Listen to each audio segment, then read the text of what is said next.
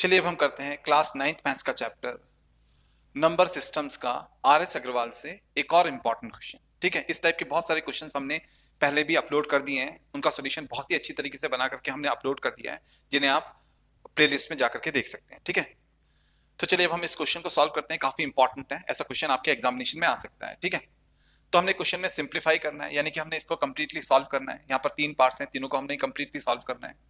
तो चलिए पहले क्वेश्चन के फर्स्ट पार्ट को सॉल्व करते हैं। ठीक है, देखिए फर्स्ट पार्ट में हमारे पास में है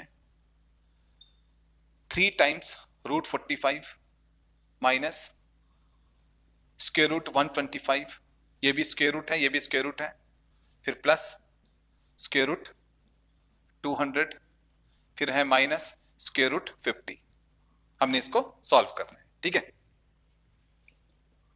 अब देखिए यहां पर है 3 तो लिखेंगे 3।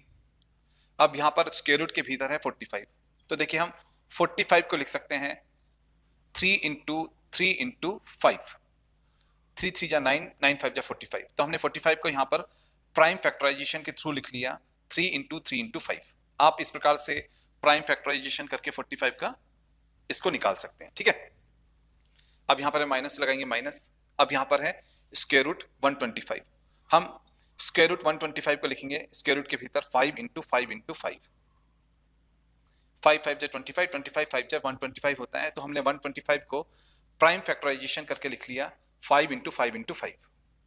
फिर यहां पर है प्लस लगाएंगे प्लस। अब यहां पर हमारे पास में है स्क्वायर रूट के भीतर 200 है ना, तो आपने यहां पर इस प्रकार से 200 को लिखना है। फिर 2 से डिवाइड करेंगे तो 100 आएगा, फिर 2 से करेंगे तो 50 आएगा, फिर 2 से करेंगे तो 25 आएगा है ना, फिर 5 5 जा 25 हो जाएगा, फिर 5 1 जा 5 हो जाएगा। तो हमारा 200 प्राइम फैक्टराइजेशन से हो जाएगा 2 into 2 into 2 into 5 into 5, correct. अब माइनस से तो लगाएंगे माइनस, फिर है स्क्वायर रूट के भीतर 50 है ना, स्क्वायर रूट के भीतर 50 है, तो हम 50 को लिखेंगे 2 इंटू 5 इंटू 5। आपने याद रखना है 50 हमारा होता है 2 इंटू 5 इंटू 5, 5 5 जा 25, 25 2 जा 50। चलिए अब हम आगे सॉल्व करते हैं है ना।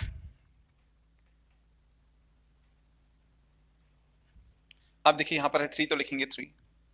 अब देखिए स्क्वायर रूट के भीतर यहां पर 3 पेयर में है, 3 इंटू 3 यहां पर है, तो 3 बाहर आ जाएगा। ठीक है, तो स्क्वायर रूट के भीतर जो भी पेयर में होगा, पेयर में इंटू हो रहा होगा, तो उसको हम बाहर निकाल लेंगे। तो 3 इंटू 3 3 होकर के यहां पर बाहर आ जाएगा। 3 इंटू 3 3 इंटू 3 होकर के बाहर नहीं आएगा, 3 इंटू 3 का हो जाएगा 3 का स्क्वायर, तो 3 बाहर आ जाएगा। ठीक है, अब स्क्वायर रूट के भीतर रह जाएगा 5, क्योंकि 5 पेयर में नहीं है। अब माइनस से तो लगाएंगे माइनस। अब देखिए यहां पर स्क्वायर रूट के भीतर 5 पेयर में है, तो ये बाहर आ जाएगा, एक 5 पेयर में नहीं, तो ये भीतर ही रहेगा। हाँ, 5 इंटू 5 5 का स्क्वायर हो जाएगा, तो स्क्वायर से स्क्वायर रूट कैंसिल आउट हो जाएगा, तो 5 बाहर आ जाएगा। ये 5 पेयर में नहीं है, तो ये स्क्वायर रूट के भीतर रहेगा। फिर यहां पर है प्लस, तो लगाएंगे प्लस। अब देखिए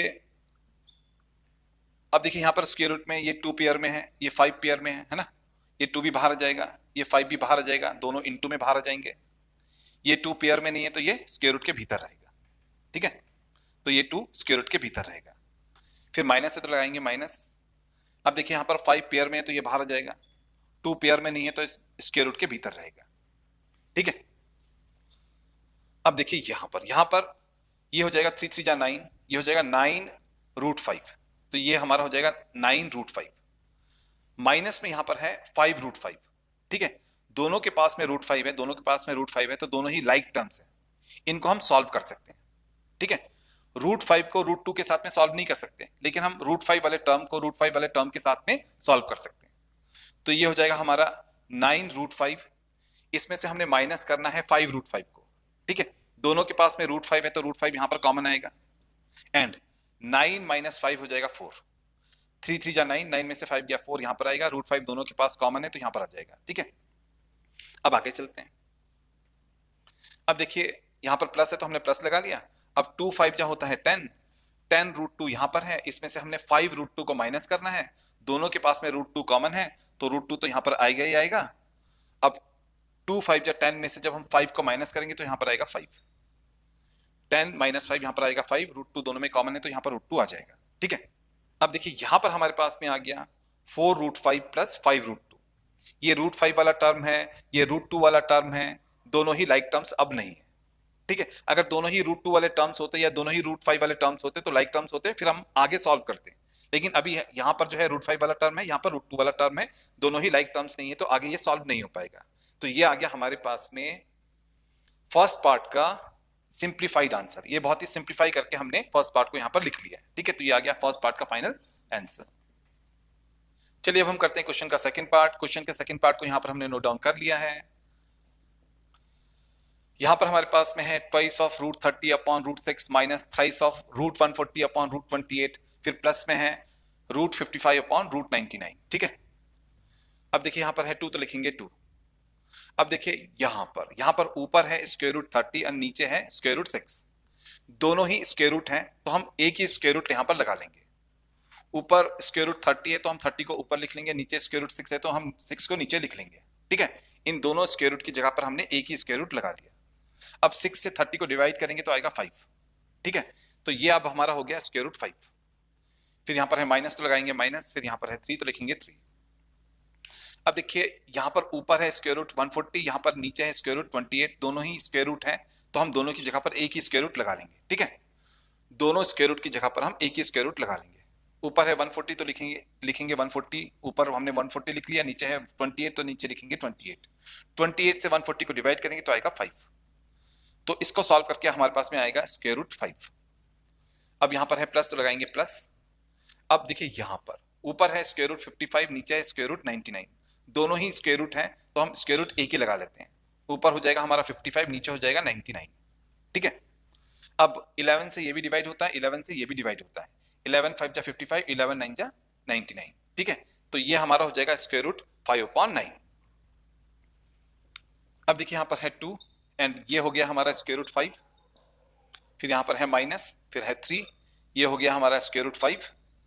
ठीक है, अब यहां पर है प्लस तो लगाएंगे प्लस। अब ये हो गया हमारा √5/9। देखो 5 का स्क्वायर रूट तो हमसे होगा नहीं, इसको ऐसे ही लिख लेते हैं √5। ठीक है, पॉइंट पे हमने निकालना नहीं है, तो √5 हमारा यहां पर हमने लिख लिया। √9 होता है 3, आपने याद रखना है √9 होता है 3। 3 3 जा होता है 9, इसलिए √9 होता है 3। ठीक है, अब सॉल्व करते हैं। अब देखिए इस वाले टर्म में भी √5 है, इसमें भी √5 है, इसमें भी √5 है, तो हम तीनों टर्म्स में से √5 को बाहर ले लेते हैं, यहां पर कॉमन बाहर ले लेते हैं। ठीक है, तो यहां से √5 बाहर चला गया, तो जब यहां से √5 बाहर चला जाएगा तो यहां पर रह जाएगा 2। फिर माइनस है तो लगाएंगे माइनस। जब यहां से √5 बाहर चला जाएगा तो यहां पर रह जाएगा 3। फिर प्लस है तो लगाएंगे प्लस। फिर जब यहां से √5 बाहर चला जाएगा तो यहां पर रह जाएगा 1/3। √5 बाहर चला जाएगा तो यहां पर हो जाएगा 1, तो ये हो जाएगा हमारा 1/3। ठीक है, अब हम इसको सॉल्व करेंगे। ठीक है, अब 2 में से 3 को माइनस करेंगे तो आएगा -1, तो ये हो जाएगा हमारा -1, है ना, ये तो हो जाएगा हमारा -1। फिर प्लस में है हमारे पास में 1/3 एंड बाहर हमारा √5 तो है ही है ना, ये तो बाहर कॉमन है ही है। चलिए अब हम यहां पर सॉल्व करेंगे। ठीक है, तो यहां पर हम डिनोमिनेटर्स का एलसीएम लेकर के सॉल्व करेंगे। ठीक है, -1 के डिनोमिनेटर में कुछ भी नहीं तो लगाएंगे 1। 1 एंड 3 का एलसीएम आएगा 3। 1 से 3 को डिवाइड करेंगे तो आएगा 3। 3 से ऊपर -1 को मल्टीप्लाई करेंगे तो आएगा -3। फिर प्लस है तो लगाएंगे प्लस। फिर जब हम 3 से 3 को डिवाइड करेंगे तो आएगा 1। 1 से ऊपर 1 को मल्टीप्लाई करेंगे तो आएगा 1। ठीक है, तो ये हमारा हो गया अब -3 + 1/3। √5 तो यहां पर बाहर कॉमन है ही है ना।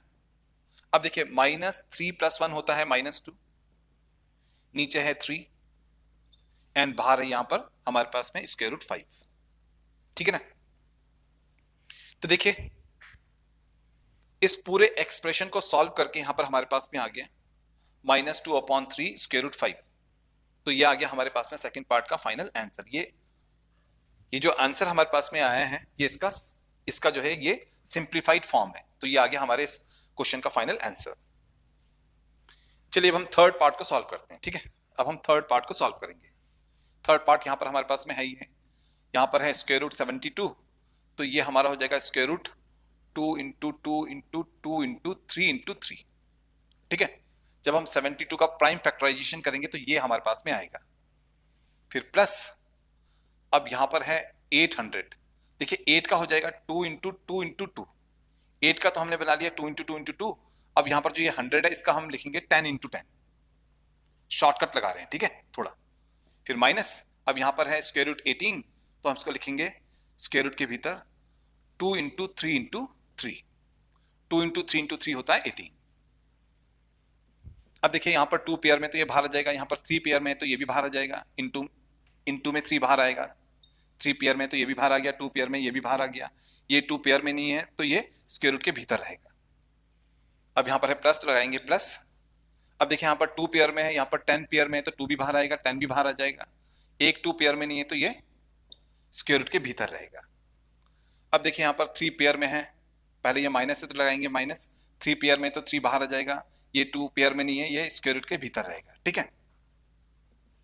अब देखिए 2 3 जा होता है 6, ये √2 है, फिर प्लस 2 10 जा होता है 20, फिर √2 है, फिर माइनस, फिर है 3, फिर है √2। अब देखिए सभी के पास में √2 तो है ही है, तो हम √2 को बाहर कॉमन ले लेंगे, ठीक है। तो हमने जो ये √2 है इसको हमने बाहर कॉमन ले लिया। अब देखिए 6 प्लस 20 हो जाएगा 26, 6 प्लस 20 हो जाएगा 26, 26 माइनस 3 हो जाएगा 23, तो यहाँ पर आएगा 23। तो इसको सॉल्व करके यहाँ पर हमारे पास में आ गया 23√2। तो ये आ गया हमारे पास में थर्ड पार्ट का सिंप्लीफाइड आंसर। तो ये आ गया थर्ड पार्ट का फाइनल आंसर।